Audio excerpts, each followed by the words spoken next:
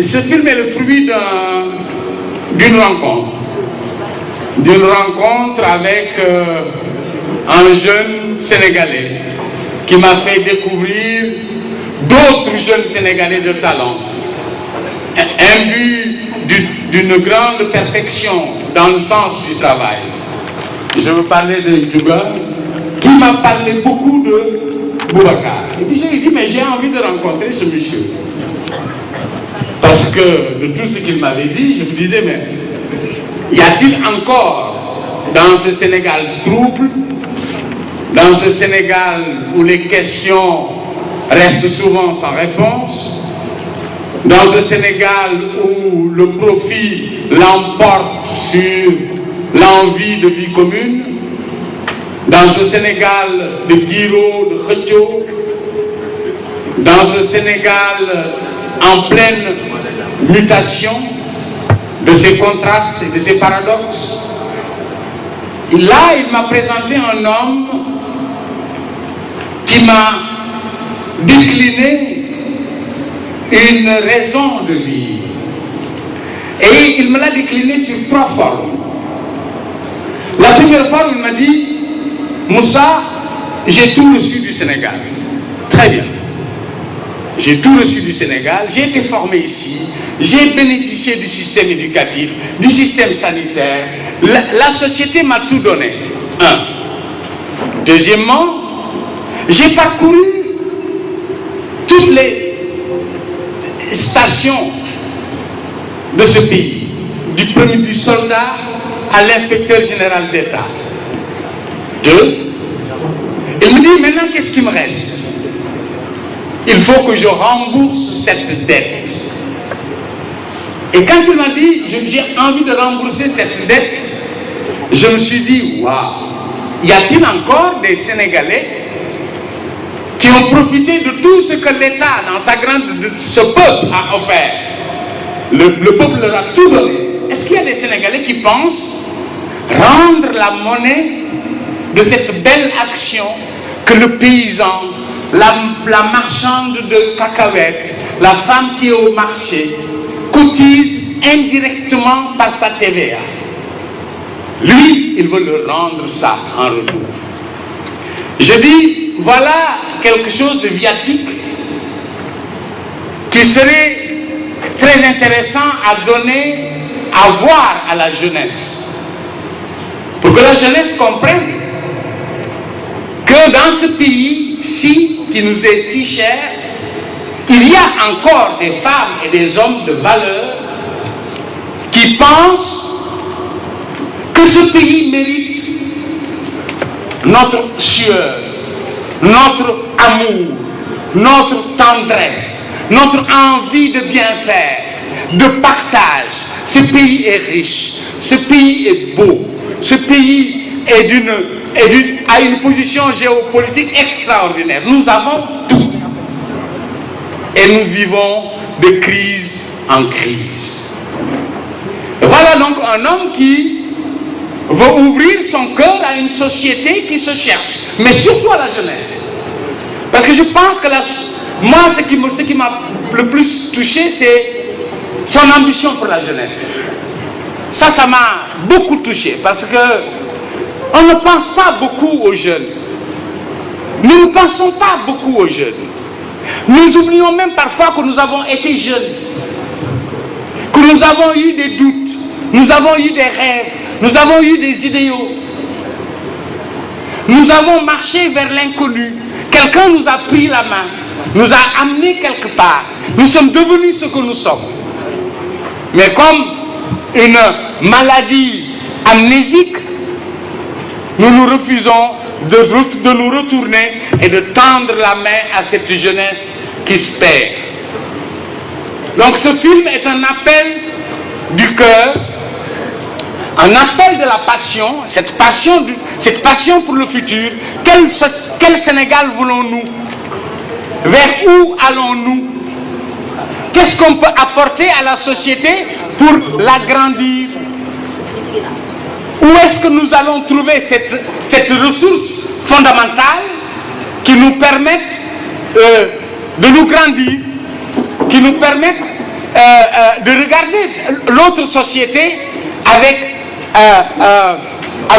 fierté.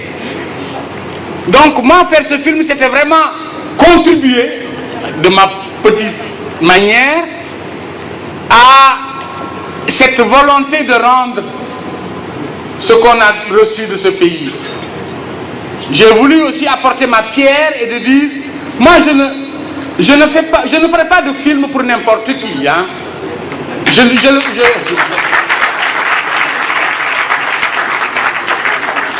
l'ai fait pour lui parce qu'il m'a montré un chemin de noblesse et de grandeur.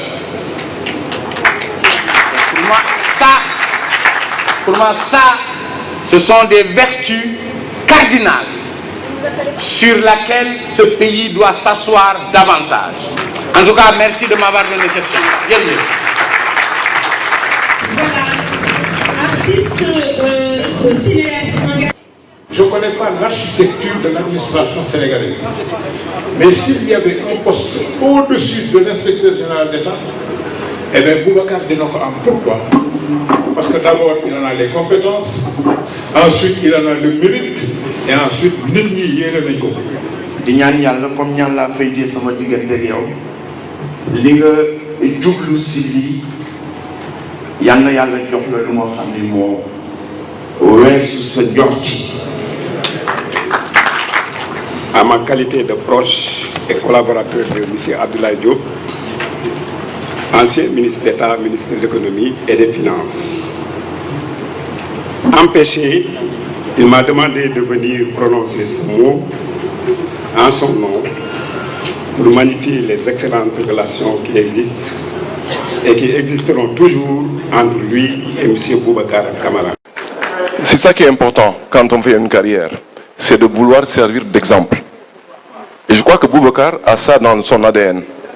Il a toujours envie d'être le meilleur parmi les meilleurs, pas pour lui-même. C'est ça d'ailleurs la contradiction. Autant il veut être le meilleur, autant il ne veut pas apparaître comme le meilleur. Mais autant aussi il veut s'entourer de meilleurs. Donc quelque part, l'égoïsme voudrait qu'on veuille réussir soi seul. Mais réussir avec les autres, c'est partager. Et ça, je le reconnais chez lui. Je terminerai juste pour dire que c'est apparu beaucoup dans le film. Et je le dis avec beaucoup d'émotion, c'est l'amour que Boubacar porte à son père et à sa mère. Dans tout notre parcours, Boubacar a tendance à vous rappeler tout ce qu'il fait dans sa vie, son exemple, du point de vue générosité, du point de vue partage, c'est sa mère, et son exemple du point de vue persévérance, excellence, c'est son père. Et je l'ai vu encore dans le film. Donc finalement, c'est honnête en toi. Et je te le reconnais, je te remercie. Moi, je m'arrêterai juste sur un aspect.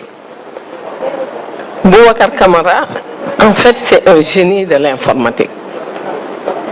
Quand on voulait mettre le trait de pointe Sénégal, j'ai rencontré un jeune qui était passionné avec son laptop. En ce moment-là, c'était rare. Tout de suite, j'étais impressionné. J'étais vraiment impressionné. Il avait compris tout de suite, ce que je voulais faire. Et je me suis dit que ce garçon, parce que je connaissais déjà la douane, devait être nommé directeur des douanes. Et je le lui ai dit. Il a rigolé, il m'a dit, mais moi je suis un petit inspecteur. Je lui ai dit, mais votre vision est claire et vous êtes l'homme que j'étais en train de chercher et je viens de le trouver. C'était pour moi un extraterrestre. Et c'est parti. C'est parti, l'espoir était là. J'étais convaincu qu'on allait arriver à cette mission. Boubacar Camara était mobilisé. Son bureau était à côté du mien. Il venait tous les jours. Il m'a dit, j'ai pas besoin d'argent. Mais, parce qu'il est très discipliné, j'ai besoin d'une autorisation de mon directeur général. Boubacar Camara a écrit toutes les procédures de douane, tout ce que je voulais faire, parce que étant breveté de l'ENAM, je suis commissaire aux enquêtes économiques, donc je ne suis pas censé connaître les procédures douanières. Mais à chaque fois que je développais une idée, il me dit, vous avez raison. Et Boubacar Camara était en train de transcrire toutes les idées, toute la réglementation douanière était dans sa tête. Et moi, je ne pouvais pas imaginer, un homme aussi exceptionnel, aussi généreux. Un jour, je suis parti en voyage et le ministre des Finances est arrivé. On était désespérés. Et il a demandé à Ibrahima Diagne, est-ce qu'il y a un douanier qui comprend ce que vous faites? Il lui a dit, ah, la seule personne, c'est M. Boubacar Camara. Et je pense qu'ils ne se sont pas quittés toute la nuit, parler. Et de là où j'étais, Boubacar Camara m'appelle et me dit, ah, Aminta, je suis promu directeur général des douanes. Je pense que c'était l'un des jours les plus heureux de ma vie. Et quand maintenant il fallait vraiment sauver, c'est lui qui a créé Gaïndé 2000. Le traitement n'est rien d'autre que sa création. C'est pourquoi, quand les gens me félicitent pour me dire « oui, créa », je dis non. Je dis à Mahmoud Ibrahim, ce n'est pas moi. C'est Boubacar Camara qui est l'essence même. C'est lui en fait, c'est son œuvre. Il refuse, mais c'est son œuvre. C'est lui qui l'a sauvé, c'est lui qui l'a mis, qui l'a appelé Gaïndé 2000. Et c'est ça qui fait tourner aujourd'hui la douane sénégalaise. Il fait partie des gens qui peuvent relever le défi dans ce pays. Et je pense que l'avenir, c'est-à-dire ce désir de regarder toujours l'avenir, nous l'avons avec lui. Et je pense que parce que il fait partie des gens qui peuvent sauver ce pays.